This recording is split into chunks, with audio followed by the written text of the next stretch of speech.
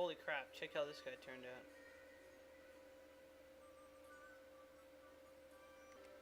And getting the stability back, so that's good. One thing I am kind of worried about is if um,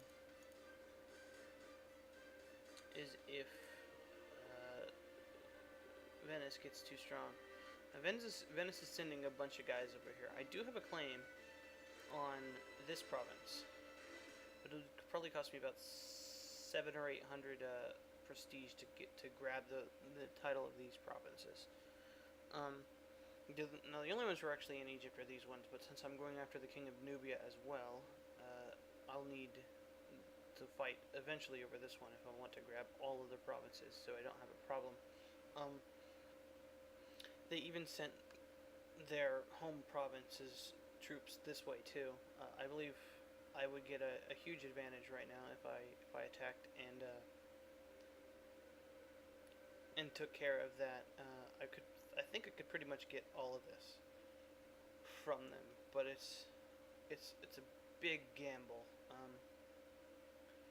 But this could be like that time I pretty much caught Egypt with their pants down. Another thing is that this person is technically this guy's friend, and he's got pretty much all good traits except for reckless. So I don't think, pretty much as kind of a role-playing thing, that he would attack him. From kind of a game perspective, and without using my, wanting to keep my reputation down, I would definitely go after these in a normal situation if I wasn't trying to do something specific with, keeping my vassals over here until I convert a province to Breton, and I still haven't had luck with them getting any kind of port upgrade yet. They seem to suck. So, at least they're building roads. So if you're in a situation like this and you see this, and you can kind of take everything into perspective, I've just been kind of watching them stream troops through here. They're at war with somebody who's fairly far away, so they're unlikely to be in the provinces themselves when I declare war, so they can't just like pull the troops out and put them back in the province. I have much more troops than they do, just as a baseline, because of my Alexandria province, which has a lot of guys, as you can see. So that's like more than half my army, I think, and I really want the Duke of Cairo, because this is a good thing to have a vassal, because it's four provinces here, and it's pretty much split between the two crowns, so they're not going to have a lot of pull between either one. And this will pretty much be my heir province crown, or my heir province duchy. Except maybe I might keep Cairo because it's a really good province. I'd have to think about that. I think it's the best one of these provinces. Asyut might be better. But as you can see, like these three aren't worth all that much. So if you put these three into the Duchy of Cairo, because it's two of them is Cairo, and one is in Damietta, it's good to split your duchy titles to have provinces that aren't part of it, simply because it breaks the duchy titles down, and it makes them have kind of more internal problems, so they're not such a pain in the side for you. But like I said, I'm not going to do it now.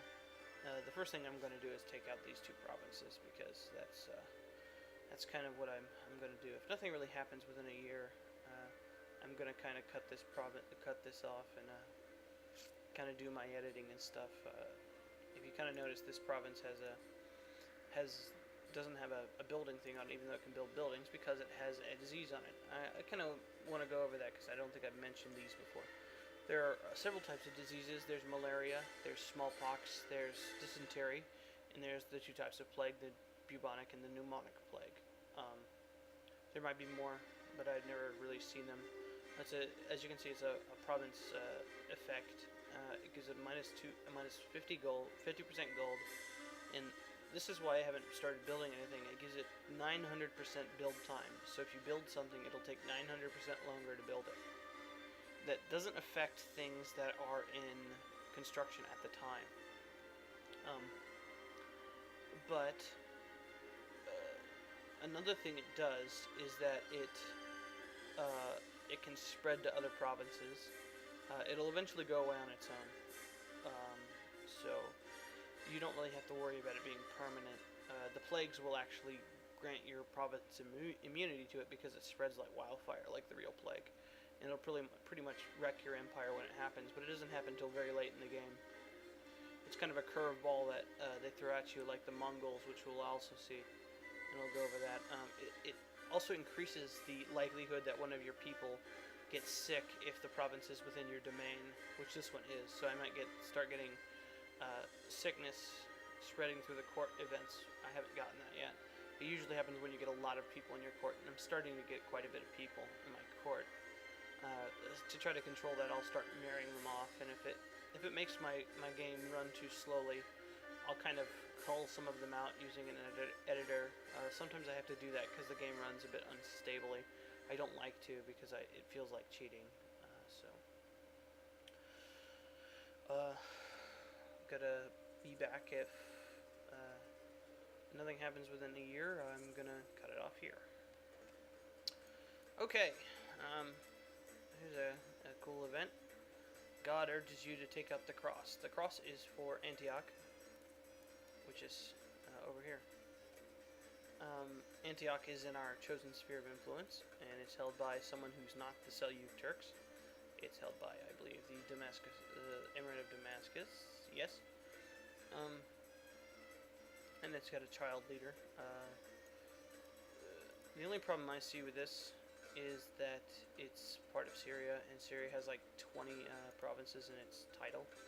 I think it's like all the way over to here. Yeah, there's Mesopotamia right here. So it's pretty much everything down into where Jerusalem starts, so there, and then up here like this. And then it goes up to here. So it's like this around to here, and then all the way up to where it starts being into Armenia, which is like directly north of this.